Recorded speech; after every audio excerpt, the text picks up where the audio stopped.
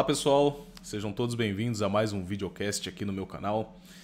Neste vídeo nós falaremos a respeito do fundamento, pelo menos um pouco, da russofilia moderna.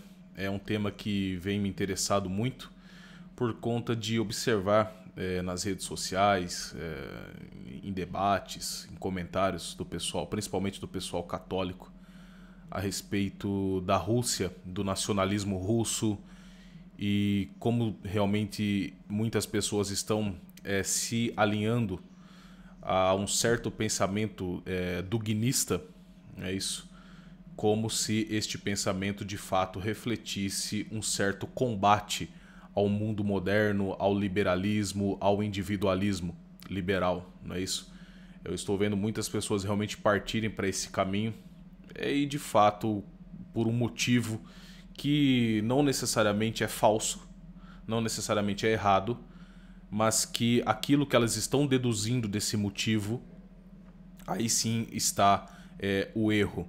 Então a minha intenção com esse novo videocast não é necessariamente fazer aqui comentários geopolíticos ou analisar geopolítica, mas realmente atacar o fundamento espiritual, o fundamento teórico dessa russofilia e por que é tão perigosa e por que ela é falsa no final das contas, tá? E qual é a verdadeira posição que nós devemos ter em relação a esse problema. Porque tem isso também.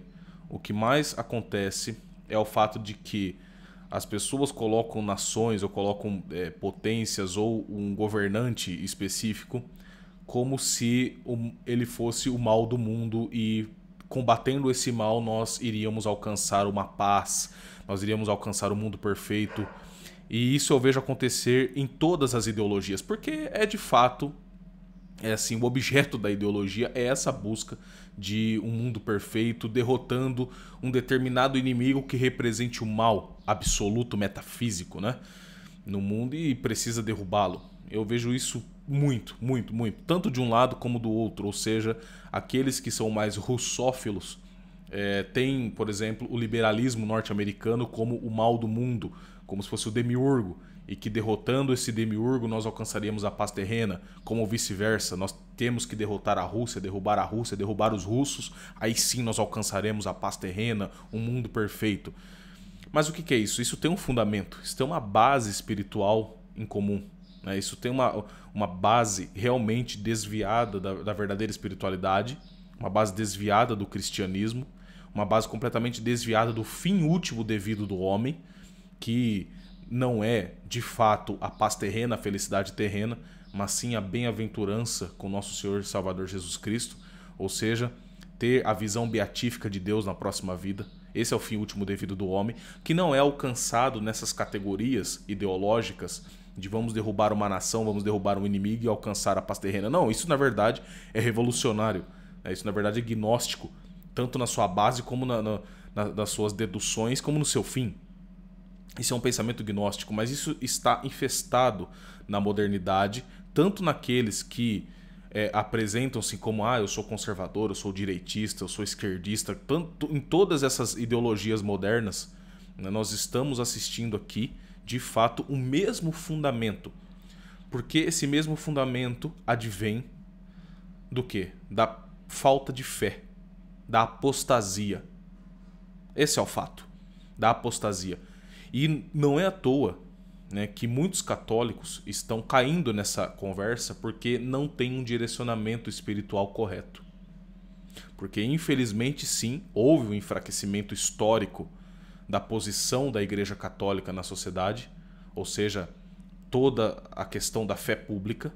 Houve esse enfraquecimento após tantas e tantas revoluções dentro da Igreja e a aceitação muitas vezes dessas revoluções, a subserviência através dessas revoluções.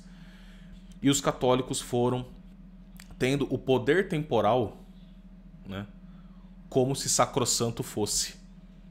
E até mesmo confundindo o poder temporal com a autoridade espiritual, mesclando uma coisa na outra.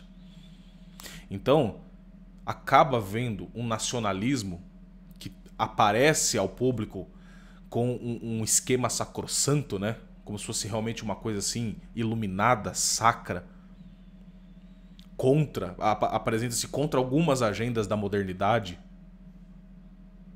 Parece muito conservador, então tem aquele apelo moralista, e muitos católicos estão caindo nisso, sem se atentarem ao erro fundamental desses regimes. E é claro, nós estamos vivendo num mundo libertino. Se nós olharmos o Ocidente hoje, de fato, a libertinagem tomou conta disso aqui. Tomou conta de tudo que nós olhamos é libertinagem. Em todos os lugares. As relações familiares foram destruídas, as relações da comunidade foram destruídas, o indivíduo está sendo destruído, ou seja, a sua relação como pessoa, a relação consigo, a relação com o próximo e a relação com Deus. Porque o que é ser pessoa? Ser pessoa é ter como norte a vida, paixão e ressurreição de nosso Senhor Jesus Cristo. Isso é ser pessoa. Que é o que você tem a sua identificação consigo, em Cristo, amando ao próximo e tendo a sua relação com Deus. Nesses 3 aspectos, nesses 3 modos. Então nós perdemos esse conceito de ser pessoa por conta das ideologias modernas e pós-modernas que adentraram no Ocidente. Depois de tantas e tantas revoluções subculturais. E quando nós vemos um establishment russo com Putin, Dugin, que nós vamos conversar aqui, que aparecem com o tradicionalismo, quer dizer, a direita europeia, que vem com essa tentativa de reviver as tradições, a direita italiana, não é? Entre tantas outras aí, quer dizer, a direita europeia em geral, que vem com esse discurso nostálgico da tradição e vem realmente dizendo e tendo algumas ações contrárias a esse liberalismo ocidental, e as pessoas acabam realmente tendo esse deslumbre. Meu Deus, que maravilha! É neles que nós devemos nos apoiar e a salvação vem por aí. Quando na verdade há um engano colossal por trás de tudo isso, que é preciso ser demonstrado. É um erro que precisa ser demonstrado, certo? Para que as pessoas possam retornar ao eixo espiritual correto, ao caminho espiritual correto. Tudo bem? Então a intenção com esse meu videocast é mostrar alguns problemas essenciais no pensamento dos russos, de alguns russos, né? Pelo menos da intelectualidade, e por que não dá realmente para apoiarmos de maneira assim essencial, estrita e refletida a isso que está sendo colocado. Assim como demonstrei no meu último videocast que o historicismo democratista é também um erro espiritual, é um erro fundamental. Esse negócio de esperarmos uma democracia liberal sacra, perfeita, no aqui e agora, substituindo a cidade celeste, a Jerusalém celeste, é um erro. É uma espécie de gnosticismo também. E que pegou a direita, se é que podemos dizer assim, pegou a direita, conservadores, whatever, assim, pegou de calça curta, né? Pegou aí de uma maneira assim romântica. Ah, a democracia vai nos salvar. Não é bem assim. Existem furos monumentais nesse discurso e nessa defesa. Assim como existem furos monumentais nesse tradicionalismo russo que se apresenta ao mundo hoje como assim, uma resistência completa às revoluções ocidentais. Mas que senão aquilo que eles estão se apoiando é também revolucionário. É também imanentista. É também secularizado.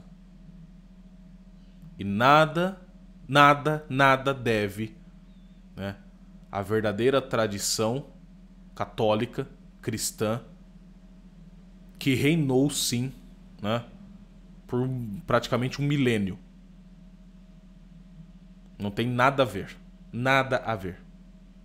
Então é preciso demonstrar aqui o que está acontecendo e por que isso novamente traz o contraste entre a cidade dos homens e a cidade de Deus no sentido de Santo Agostinho. Então eu vou demonstrar algumas coisas, vou mostrar algumas coisas, tá? E espero que no final desse videocast você esteja bem mais informado. Tudo bem? No que se trata a questão ideológica da Rússia, realmente como eu vejo as pessoas demonizando a Rússia e querendo que a Rússia caia de qualquer maneira para nós alcançarmos esse paraíso terrestre, esse paraíso cheio de paz, né?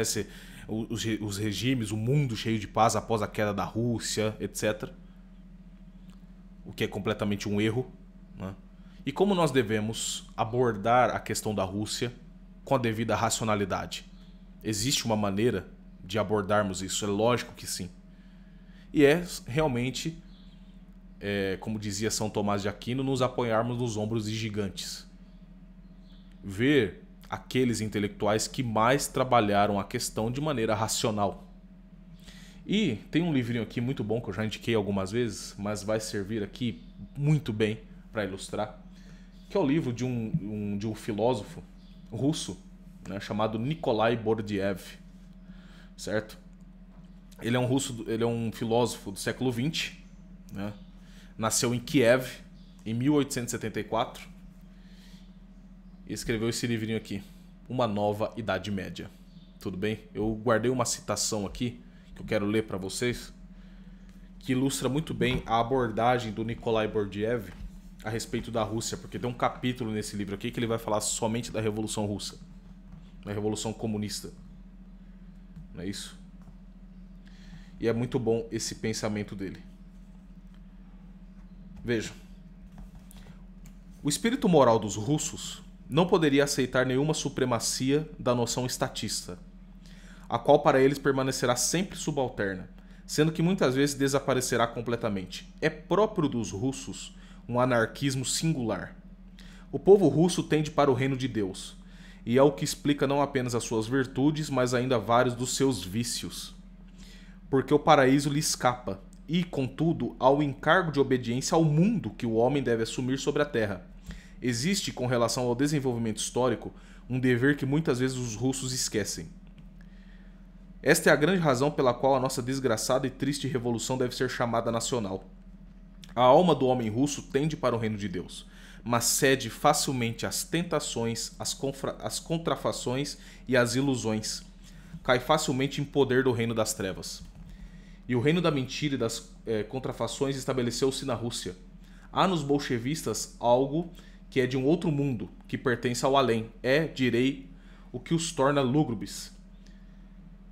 Correntes e, dir-se-ia, energias mágicas emanam dos bolchevistas mais vulgares. Atrás de cada bolchevista há um meio coletivo de feitiçaria, que mergulha num sono mágico o povo russo. Encerra o povo russo num círculo mágico. É preciso desenfeitiçar a Rússia. Eis o problema capital. Então o que está dizendo Nikolai Bordiev nesse trecho aqui que eu considero magnífico? Ele está dizendo o seguinte: as pessoas estão depositando a sua fé, estão depositando a sua alma no erro terreno, em busca de um algo terreno. E se nós pegarmos realmente o problema de todas as nações, incluindo a Rússia, é o mesmo problema. É o mesmo problema do Brasil, é o mesmo problema dos Estados Unidos, é o mesmo problema de Portugal, é o mesmo problema da Espanha. Porque o fundamento desse problema não está necessariamente na busca de um regime político ou de um governante político perfeito, de um nacionalismo sacro, de uma democracia sacra. Não é isso. O problema está no quê? Na alma das pessoas. Está numa busca completamente desviada das virtudes e do seu fim último devido. Este é o problema máximo, é o problema essencial que aborda nesse livro Nikolai Bordiev. Ou seja, é o homem esquecendo-se da sua vocação principal, daquilo que foi deixado por nosso Senhor Salvador Jesus Cristo, para focar-se então nesse anarquismo singular que ele fala que tem um povo russo. E de fato, esse anarquismo levou o povo russo historicamente às heterodoxias espirituais, ou seja, né, muitas seitas, principalmente após o cisma de 1054, muitas seitas se espalharam na Rússia. Muitas seitas. Né? Porque, como nós bem sabemos, nós católicos, não há unidade no cisma. Uma vez que ocorre um cisma, você tem ali todo o espaço, toda a abertura para heterodoxias espirituais, para erros, para seitas, para sociedades secretas. E a Rússia acabou sendo um terreno fértil para essas sociedades secretas e para um falso espiritualismo. E como bem fala o Nikolai Bordiev, o russo ele tem uma resistência, né, ao estatismo. Senão que o russo ele chega a ser um autocrata espiritual. O problema da Rússia é que eles sempre buscam, eles têm essa tendência a um tradicionalismo espiritual. Só que esse tradicionalismo espiritual, autocrático, digamos assim, infelizmente não foi o corpo místico de Cristo. Acabaram abraçando outros espiritualismos, tá certo? Que tem nome e endereço, tudo bem? E que nada corresponde com o fim devido e com essa vocação que fala muito bem o Nikolai Bordiev, que é o reino de Deus, ou seja, Jerusalém Celeste. Esse é o principal fator e a principal característica do povo russo.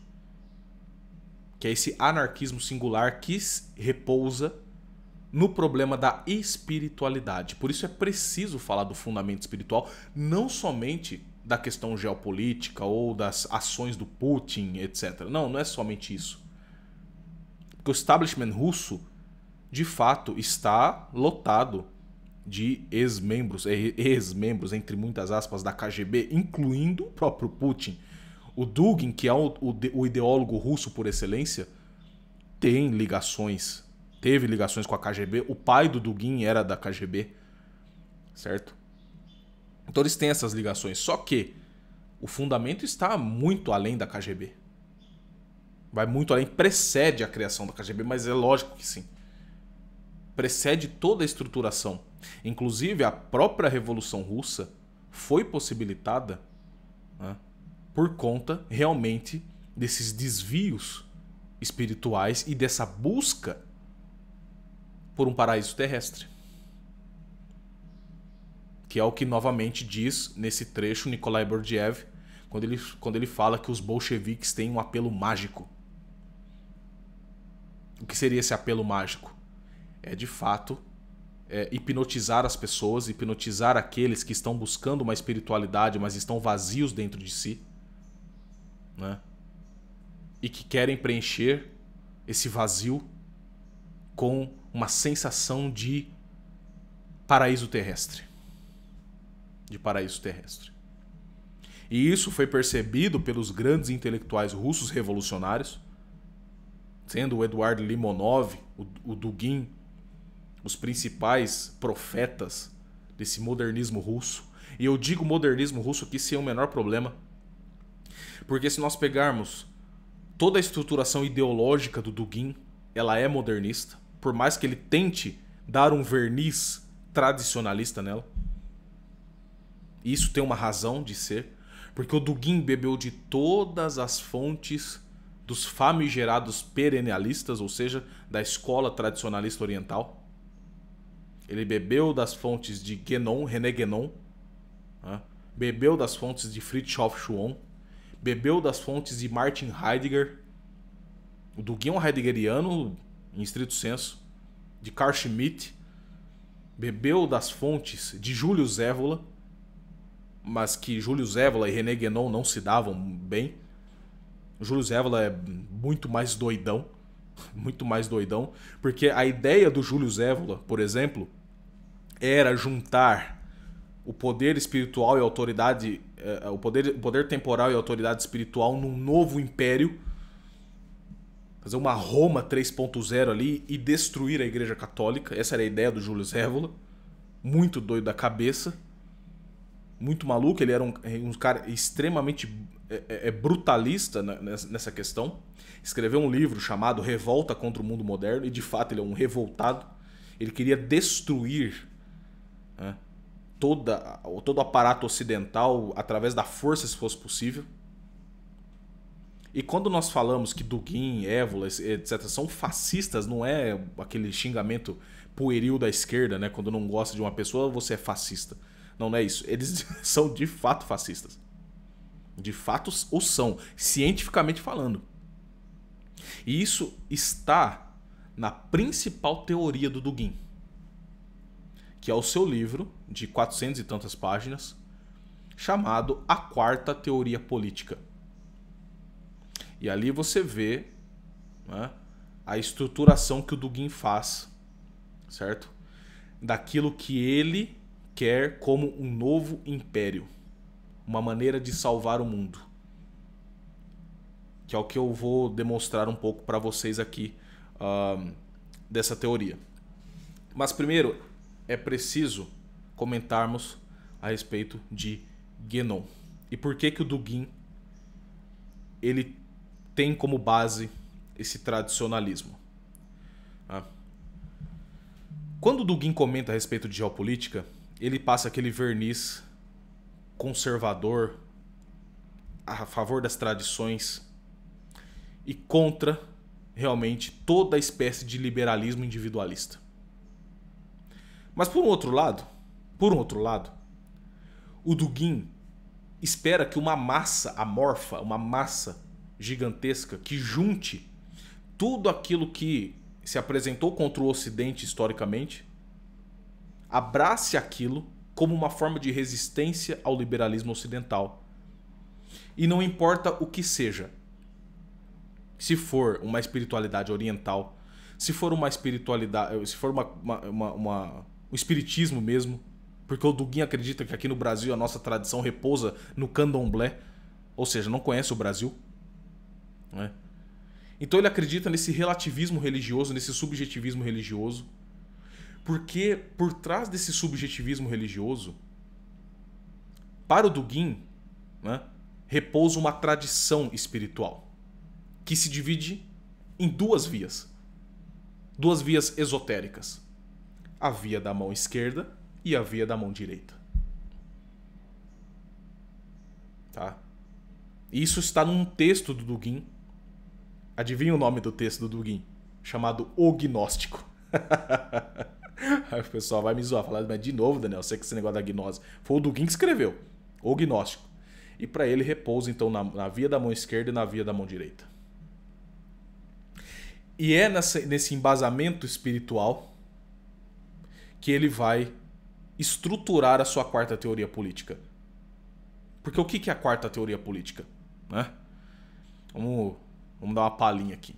Para o Dugin, houve então 3 grandes ideologias que tomaram conta do Ocidente, tomaram conta do mundo: o liberalismo, o nacionalsocialismo e o comunismo. E para o Dugin, essas 3 ideologias falharam em dar uma resposta efetiva para o mundo, sendo a mais sutil e a mais perigosa delas e a que deve ser combatida o liberalismo. Para o Dugin, o liberalismo é a primeira teoria política, a que deve ser realmente combatida, porque é a que deu mais certo na figura dos direitos humanos, das democracias liberais, do individualismo abstrato, na desconsideração do homem em relação à sociedade, na desconsideração da hierarquia, porque para ele o liberalismo é necessariamente anárquico nessa questão. E de fato a crítica do Dugin a essa primeira teoria política não está completamente errada, tomando por esses aspectos não está, mas vejam a solução que ele dá, né? Aí nós temos a segunda teoria, nacionalsocialismo, e a terceira, o comunismo. Só que o nacionalsocialismo e o comunismo falharam. E o Dugin escreve na quarta teoria política que o comunismo falhou ainda mais que o nacionalsocialismo, porque o nacionalsocialismo, o fascismo, ainda vão buscar uma fonte precedente ao iluminismo. E o comunismo resulta do liberalismo. Ou seja, como uma resposta à ideologia burguesa, ao liberalismo burguês. Só que o comunismo continha ali tudo aquilo que causaria a sua queda. E que o fascismo acabou acompanhando, mas o fascismo falhou menos que o comunismo. Então era preciso pegar aquilo que de melhor há no fundamento do comunismo, no fundamento do fascismo, e fazer ali uma junção numa nova teoria política para o mundo, ou seja, a quarta teoria política, juntando tudo aquilo que está condizente com essa tradição espiritual.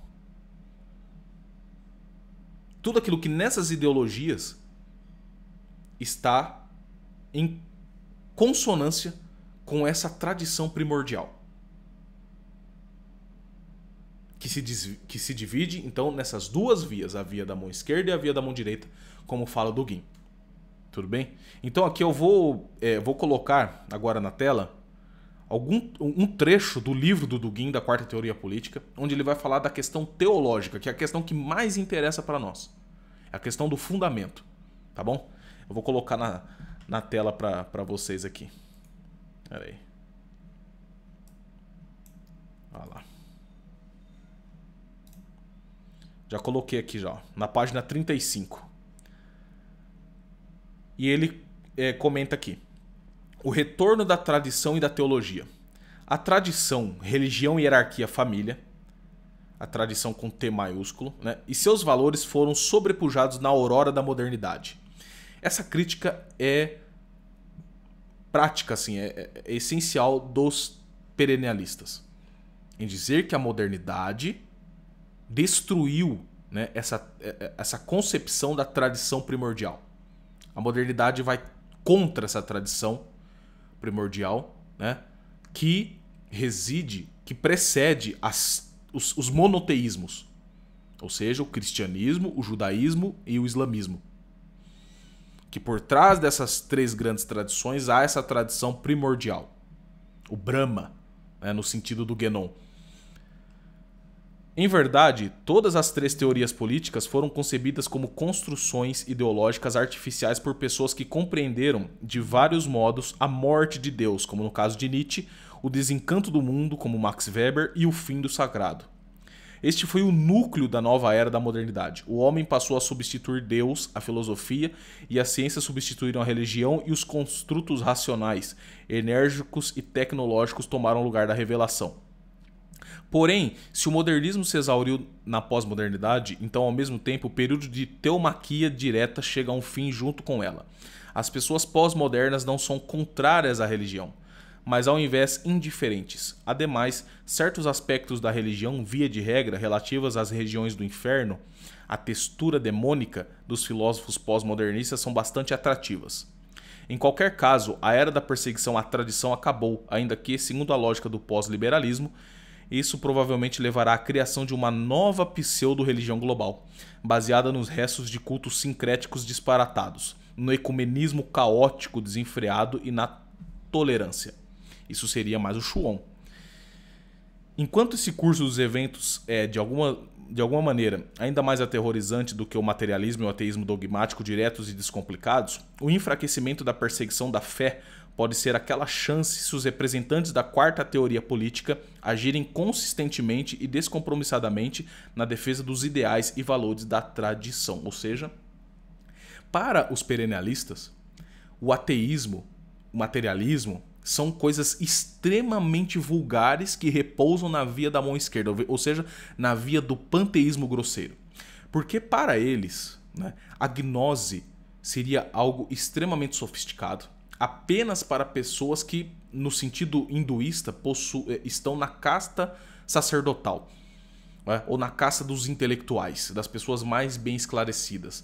Estas, elas tendem à gnose, tendem a esse espiritualismo mais sofisticado. Não é coisa do povão, tá entendendo? Não é coisa do povão. O povão está mais ligado às questões mais materiais, mais grosseiras, ou seja, ao panteísmo mais grosseiro. Ou um gnosticismo mais voluntarista, que reside na vontade. Não é? E o Dugin é um autor que vai tentar popularizar isso. Tá? Mas nós vamos entender aqui. Por isso que eles falam tanto contra o ateísmo. Eles não falam contra o ateísmo por uma questão de conversão das almas, por uma questão da graça de Deus ou por conta de uma questão de catequese. Não, nada disso. Eles falam que isso atrapalha, né, a primazia da tradição primordial. Agora é seguro instituir como programa político aquilo que foi banido pela modernidade. Isso não mais parece tão tolo e destinado à derrota quanto antes. Pelo menos porque tudo na pós-modernidade parece tolo e destinado à derrota, inclusive seus aspectos mais glamurosos. Não é por acaso que os heróis da pós-modernidade são aberrações e monstros, travestis e degenerados. Essa é a lei do estilo. Contra o pano de fundo dos palhaços do mundo, nada e ninguém pode parecer arcaico demais, mesmo as pessoas da tradição que ignoram os imperativos da vida moderna. A validade dessa asserção não é provada apenas pelas conquistas significativas do fundamentalismo islâmico, né? Pois é. Mas também pelo ressurgimento da influência exercida pelas vastamente arcaicas seitas protestantes, dispensacionalistas, mormons, etc., na política externa americana. George W. Bush foi à guerra no Iraque porque, em suas próprias palavras, Deus me disse para invadir o Iraque. Isso é bastante compatível com seus professores protestantes metodistas. E, de fato, esse messianismo protestante norte-americano tem como fundamento na ideologia neoconservadora norte-americana, né, com a questão do Bush, do Henry Kissinger, entre outros pertencentes ao Council on Foreign Relations, né, ao CFR. Assim, a quarta teoria política pode facilmente se voltar para tudo que precedeu a modernidade de modo a buscar a sua inspiração lá. O reconhecimento da morte de Deus deixa de ser um imperativo mandatório para aqueles que querem permanecer relevantes. As pessoas da pós-modernidade já estão tão resignadas diante desse evento que elas nem podem mais compreendê-lo. Quem morreu exatamente? Mas, do mesmo jeito, os desenvolvedores da quarta teoria política podem esquecer esse evento. Nós acreditamos em Deus, mas ignoramos aqueles que ensinam sobre sua morte, tanto como ignoramos as palavras dos loucos. Isso marca o retorno da teologia e se torna um elemento essencial, como eu falei para vocês, essencial da quarta teoria política. Quando ela retorna, a pós-modernidade, globalização, pós-liberalismo e sociedade pós-industrial é facilmente reconhecida como o reino do anticristo. Como eu falei para vocês, eles precisam colocar sempre o outro como se anticristo fosse e devem ser combatidos, destruídos para a ascensão desse mundo perfeito através da quarta teoria política. Ou seja, a quarta teoria política é como se fosse o Deus bom, né, que realmente nós devemos alcançar a libertação do demiurgo. O demiurgo é esse mundo liberal, esse mundo tecnocrático, esse mundo ocidental que está impedindo as pessoas de alcançar essa tradição, esse conhecimento oculto que vai libertá-las. Né? Ou suas contrapartes em outras religiões. Né? Dahal para os muçulmanos, Erevhav para os judeus e Kali Yuga para os hindus. Agora esta não é simplesmente uma metáfora capaz de mobilizar as massas, mas um fato religioso, o fato do apocalipse, né? Um negócio apocalíptico, como é de fato a proposição revolucionária. Aqui é mais interessante ainda. Mitos e arcaísmo na quarta teoria política. Se o ateísmo da nova era deixa de ser algo mandatório para a quarta teoria política, então a teologia das religiões monoteístas, que uma vez substituiu outras culturas sagradas, não será também a verdade última, ou melhor, poderá ser ou não. Porque vejam bem, prestem atenção.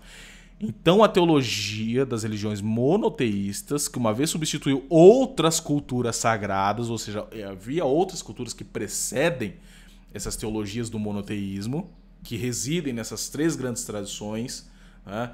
O cristianismo, o judaísmo e o islamismo, que uma vez substituiu outras culturas sagradas, não será também a verdade última. Ou melhor, poderá ser ou não. Teoricamente, nada limita a profundidade da abordagem dos antigos valores arcaicos. O Dugin está falando aqui da tradição primordial. A mesmíssima defendida por Guénon. A mesma. Tá?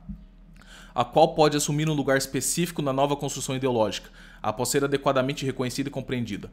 Eliminando a necessidade de ajustar a teologia ao racionalismo da modernidade, os portadores da quarta teoria política estão livres para ignorar aqueles elementos teológicos e dogmáticos que foram afetados pelo racionalismo nas sociedades monoteístas. Ou seja, lembra nos vídeos passados que eu falei da questão do modernismo dogmático? Aquilo que está condenado na Pascendi Dominici Gredis de São Pio X? Aquela tal coisa que não é dogma, mas está dogma, por conta da razão do homem, e a razão do homem vai mudando, vai progredindo na história, portanto o dogma ele é mutável. Vocês estão lembrados disso que eu falei nos últimos videocasts? É exatamente o que o Dugin está falando. Então o Dugin ele vem com essa roupagem tradicionalista, mas na verdade, bicho, isso aqui é modernismo. Isso aqui é puro modernismo teológico, puro modernismo filosófico. Tudo bem? Continuamos. Eliminando a necessidade de ajustar a teologia da modernidade, os portadores do KTP, blá blá blá, estão livres para ignorar aqueles elementos teológicos dogmáticos que foram afetados pelo racionalismo das sociedades monoteístas. Principalmente nas últimas fases. Estas levaram ao aparecimento do deísmo sobre as ruínas da cultura europeia cristã, seguindo do ateísmo e do materialismo, durante um desenvolvimento escalonado dos programas da era moderna. Então é preciso aqui ignorar o poder temporal. O braço temporal. Para retornarmos, né, a uma tradição espiritualista. É preciso fazer isso. É isso que o Dugin está falando. Não apenas os mais altos símbolos supramentais da fé podem ser colocados a bordo novamente como um novo escudo, mas também podem aqueles aspectos irracionais dos cultos, ritos e lendas que têm deixado perplexos os teólogos das fases prévias. Se nós rejeitamos a ideia de progresso inerente à modernidade, que como nós vimos acabou, então tudo que é antigo ganha valor e credibilidade simplesmente por ser antigo. Antigo significa bom e quanto mais antigo melhor. Ou seja, não necessariamente nós precisamos ter na quarta teoria política aquilo que foi sacramentado, aquilo que foi realmente cristianizado, né, realmente pela tradição católica. Não é necessário. Basta ser antigo, basta ser arcaico, ou seja, basta ser pagão. Ou seja, aquele antigo paganismo tribal precedente às sociedades orgânicas medievais e católicas servem. Porque trazem ali resquícios da tradição primordial, da espiritualidade primordial. E não estão, como deixa bem claro Dugin, não foram corruptas, não foram corruptíveis, né? Não são corruptíveis ao dogma racionalista, ou seja, a intervenção do poder temporal, a intervenção do homem, mas que residem além da razão. Vocês estão entendendo o que o Dugin está dizendo aqui? Ou seja, é preciso resgatar o paganismo fundamental, primordial, para que a quarta teoria política tenha um embasamento. E aí você que acabou acreditando nesse tradicionalismo russo moderno contra o Ocidente, contra o liberalismo, que maravilha, isso vai nos salvar, é aqui que nós devemos nos apoiar mesmo, porque eles estão contra a ideologia de gênero, contra o progressismo, contra o LGBT, contra isso, contra aquilo. Ah, é mesmo? É mesmo, é? Bom, aqui vai. De todas as criações, o paraíso é a mais antiga. Ou seja, o paraíso é uma criação. É uma criação. Os portadores da quarta teoria política devem lutar para descobri-lo novamente no futuro próximo. Ou seja, nós temos o paraíso como uma criação. Se há uma criação, né, ele não deixa claro aqui se é uma criação de Deus ou se é do homem. Mas que os portadores da quarta teoria política, ou seja, o que é a quarta, como eu falei para vocês, o que é a quarta teoria política? A quarta teoria política é a gnose. É aquilo que vai libertar as pessoas para trazer o paraíso. É isso que o Dugin está falando. Os portadores da quarta teoria política, ou seja, de uma sabedoria primeira. Daquilo que resgata o antigo. Cara, isso é uma gnose grosseira, velho. É uma gnose grosseira defendida por Dugin. Tá? De todas as criações, o paraíso é a mais antiga. Os portadores da quarta teoria política devem lutar para descobri-lo novamente no futuro próximo. Mais que isso, meu amigo. Mais que isso, acho que está muito desenhado e claro aqui. Depois, mais para baixo, ele vai fazer uma defesa do Heidegger, né? Ele é um heideggeriano, mas aqui não cabe mostrar o restante, tá? Depois eu posso até disponibilizar esse livro em PDF para vocês, tudo bem? Para que vocês possam estudá-lo. Mas é isso que o Dugin tá deixando, ou seja, ele fala que é preciso popularizar a quarta teoria política. E as pessoas devem portá-la. E só é possível através desse negócio grosseiro da gnose. Porque, como eu disse, a gnose para esses perennialistas, né, para o pessoal da escola tradicionalista, é algo muito sofisticado, o povo não entenderia. Mas que, para combater o cristianismo que eles entendem como demiurgo, o cristianismo, a criação do homem, uma criação temporal, que aprisiona as pessoas nesse mundo, ou seja, faz o papel do demiurgo, exatamente como eu expliquei no videocast do The Great Reset. Então, para combater o cristianismo, né, é preciso popularizar essa gnose. É preciso que ela seja popularizada. E ela só pode ser popularizada se o povão comum entende. Então, como eles fizeram isso? Através das ideologias. O nazismo é um regime gnóstico, voluntarista. O comunismo é um regime gnóstico, historicista, materialista, historicista. O liberalismo tem o seu fundo de gnose, ao propugnar a democracia liberal como algo a ser buscado utopicamente na história. Nesse historicismo,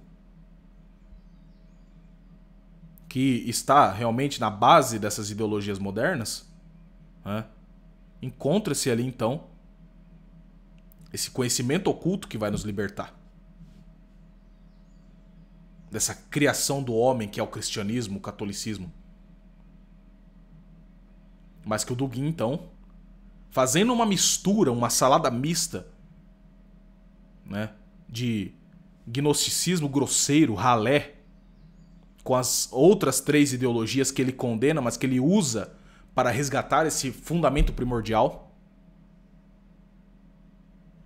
Né? Então, para o Dugin, isso serve.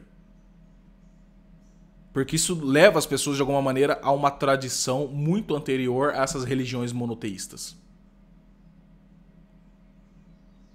Então, gente, esse nacionalismo, a russofilia moderna, e essa busca por esse império, que aí tem a ver um pouco com a loucura do Júlio Zévola, esse novo império romano, essa busca do império de César, da religião de César. Tudo isso, cara, tudo isso não tem nada a ver com aquilo defendido na patrística e na escolástica do homem, de fato, sendo não somente visto como imagem e semelhança de Deus, mas sim, como não somente como uma imagem de Deus, mas como semelhante de Deus. Através dos sacramentos. Nós somos feitos à imagem de Deus. Mas pela graça do batismo e pela graça dos sacramentos, nós nos tornamos semelhantes a Deus. Mas vem pelo encontro, como dizia São Tomás, da natureza com a graça. É desse encontro que se dá. Mas o que teoriza o Dugin, Guénon, Évola, por mais que eles tenham as divergências entre eles, o fundamento deles é o seguinte: não tem esse encontro da natureza com a graça, porque esse negócio do encontro com a graça é uma prisão. É o demiurgo nos prendendo ainda.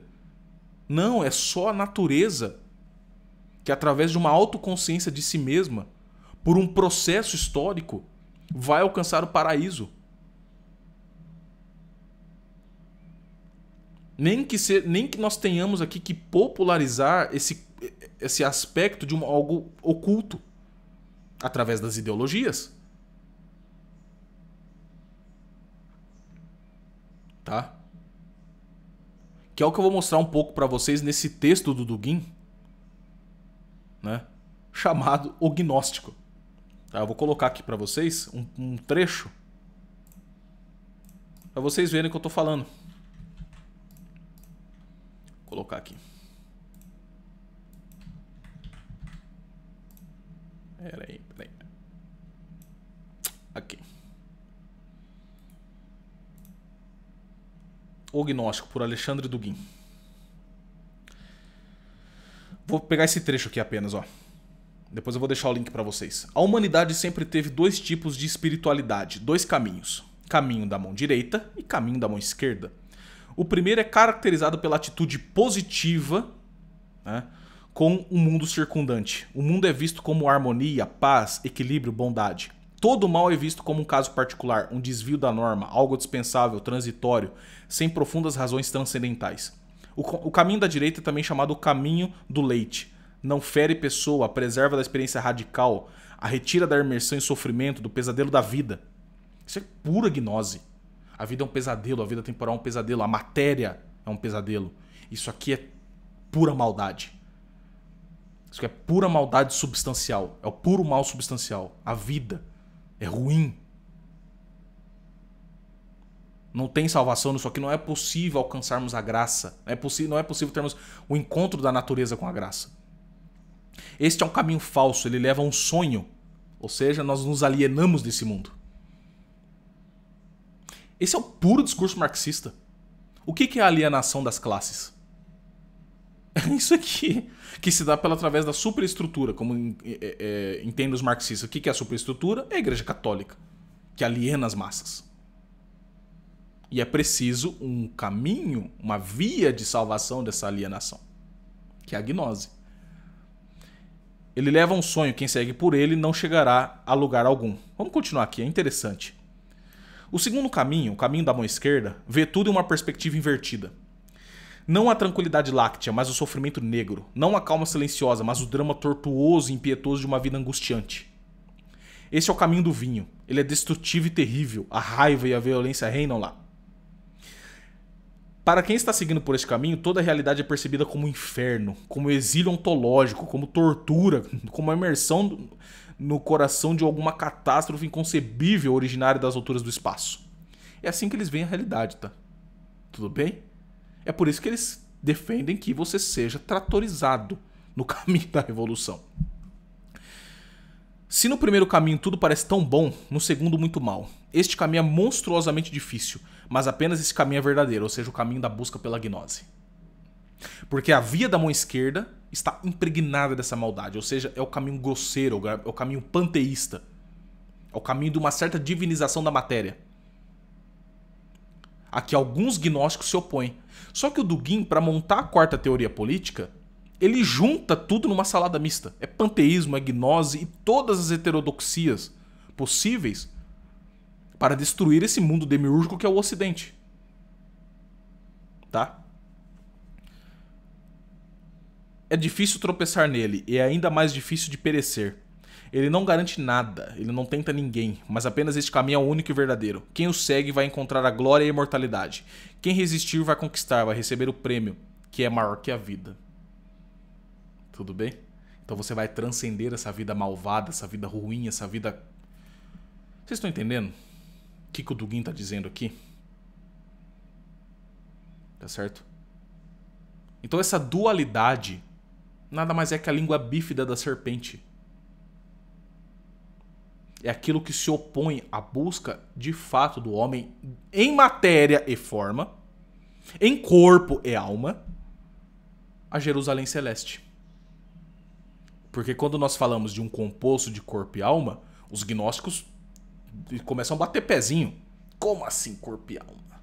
Há uma dualidade aí. O corpo é ruim. O espírito deve ser deificado. O corpo não, esquece o corpo. Esquece o braço temporal. Esquece o tempo, esquece o espaço. Porque eles são demiúrgicos, eles são ruins, eles são um mal absoluto metafísico. A contingência tá? Vamos continuar aqui que tá realmente interessante. Aquele que segue pelo caminho da mão esquerda sabe que um dia o aprisionamento terá terminado. A prisão de substância entrará em colapso, tendo se transformado em uma cidade celestial. A cadeia do iniciado passionalmente prepara um momento desejado, o momento do fim, o triunfo da libertação total. E aqui há um esqueminha gnóstico aqui dessa imagem, né? Há um esqueminha gnóstico aqui. Tá? Então, gente...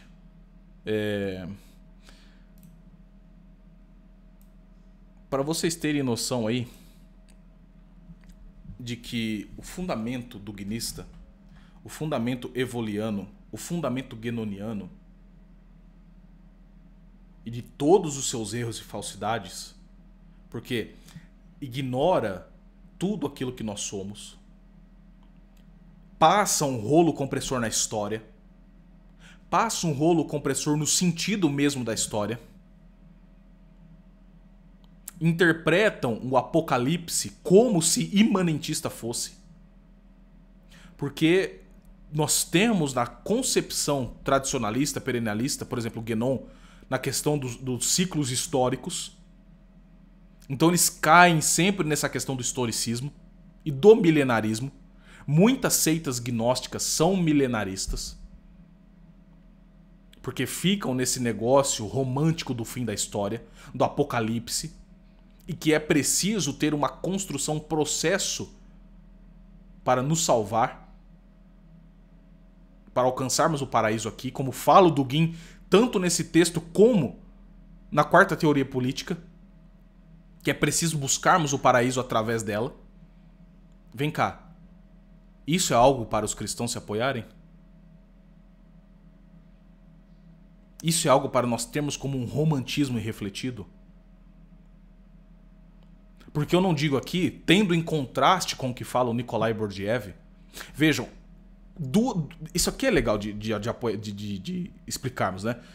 A diferença da abordagem de um verdadeiro filósofo russo com o Dugin. O verdadeiro filósofo russo, como Nikolai Bordiev, dirá: não, isso não é o russo. Isso não é o homem russo. O homem russo tem essa tendência aos vícios, às paixões desenfreadas, através desse falso intelectualismo. Mas que a busca do povo russo é o reino de Deus, é a Jerusalém Celeste. Isso está certo. Porque se nós temos o corpo místico de Cristo como universal, isso abrange o povo russo. E na aparição de Nossa Senhora de Fátima, quando ela disse que a Rússia espalhará seus erros pelo mundo, não era somente o comunismo, mas era isso. Era a busca incessante do povo russo, como diz Nikolai Bordiev, a um paraíso terrestre, ao virar as costas à graça de Deus, aos sacramentos e ao corpo místico de Cristo. E que após o cisma, essa questão cismática, levou a Rússia a ter um terreno fértil às revoluções. Porque toda revolução política repousa em diversas proposições filosóficas e espiritualistas. Sem esse fundamento eles não dão conta. Tanto o transhumanismo tecnocrático chinês, como a democracia liberal, como essa questão do Império Russo, todos eles repousam sim numa espiritualidade, numa teologia política, digamos assim. E é aí que nós devemos atacar um fundamento, porque é aí que as pessoas, através da cultura, através do afastamento da verdadeira doutrina, acabam caindo. As pessoas passam a ter fé numa coisa falsa e não têm acesso às coisas verdadeiras. Não, realmente, qual que é o problema russo, qual que é o problema americano, qual que é o problema brasileiro? É esse, gente. É este. Quer dizer, é um problema doutrinário, um problema moral, um problema realmente de fé, de verdadeira fé. Não o fideísmo, como propõe o Dugin. Tenham fé na quarta teoria política que nós vamos alcançar o paraíso. Não. Tentando resgatar o irracionalismo. Não. Era aquilo que nos ensinava São Tomás, São Bernardo, Santo Agostinho. É no encontro da natureza com a graça. É isso que esses revolucionários querem negar, é isso que Dugin quer negar, é isso que Guénon, Évola, Heidegger, todos esses que apostaram no fascismo global, a salvação, o encontro dessa tradição. E aí quando o pessoal lê tradição, a palavra tradição soa bem para esse mundo de hoje, principalmente o cara mais jovem, que olha o mundo de hoje, o cara mais jovem, que realmente, cara, às vezes eu não tô dizendo aqui que essas pessoas são mal intencionadas, não são. Muitas delas não são mal intencionadas. Muitas delas estão olhando o mundo de hoje e não estão aceitando isso. A libertinagem, o sex lib e tudo aquilo que a sociedade ocidental acreditou ser a melhor coisa do mundo para se libertar do quê? Do demiurgo cristão. Dessa igreja católica, apostólica romana, fundamentalista, dogmática, etc, etc. Tudo aquilo que nós vemos explicando. E esses jovens estão procurando na russofilia e refletida uma defesa árdua da tradição. Mas que essa tradição, gente, não está ligada ao Sagrado Magistério, às Sagradas Escrituras e ao corpo místico de Cristo, aos sacramentos. Não. É uma tradição realmente que veio ao mundo para contrapor o corpo místico de Cristo. É a tradição de Satanás, é a tradição demoníaca. É da língua bífida da serpente. Declarado, exposto pelo próprio teórico da coisa. Não sou eu que estou inventando, não. Ele está dizendo. Dugin está dizendo. René Guénon disse. Évola disse. É preciso retornarmos à tradição. Guénon defendia que era através da islamização. Não, a Igreja Católica tem que ser remodelada completamente por sheiks islâmicos que resguardaram a tradição primordial. Ah, o Chuon vem com aquele disparate da unidade transcendental das religiões, um absurdo. E o Dugin vem pela quarta teoria política. É ela que nos vai levar à tradição primordial. Tô entendendo? É isso. E o que isso tem a ver de cristão? O que isso tem a ver com a verdadeira tradição defendida que começou, né, com Cristo, foi passada pelos apóstolos? O que isso tem a ver, gente, com o corpo místico de Cristo? Nada. O problema é que essas pessoas, por conta da apostasia, por conta da modernidade, por conta do pós-modernismo, estão se apoiando em coisas que soam tradicionais, que soam realmente cristãs, mas que na verdade não o são. Apenas utilizam o cristianismo como maneira utilitária, como apenas uma coisa eficiente, que serve para a causa, mas que você vai analisar o fim último que eles estão tentando alcançar não é a beatitude. Não é a visão beatífica de Deus. Não é a felicidade eterna com nosso Senhor Salvador Jesus Cristo. Mediante os sacramentos. Não é. É falso. Uma espiritualidade falsa, né? Espiritualidade falsa. E cabe aqui finalizar esse videocast novamente, cara, citando aqui o Nikolai Bordiev. É bom para darmos aqui o contraste, né, com aquilo que foi dito aqui por Dugin. Deixa eu só encontrar a citação novamente aqui que eu fechei ela. É muito bonito o que diz o Nikolai Bordiev. 130 e pouco aqui. Aqui. Convém aqui finalizar esse videocast com a mesma citação.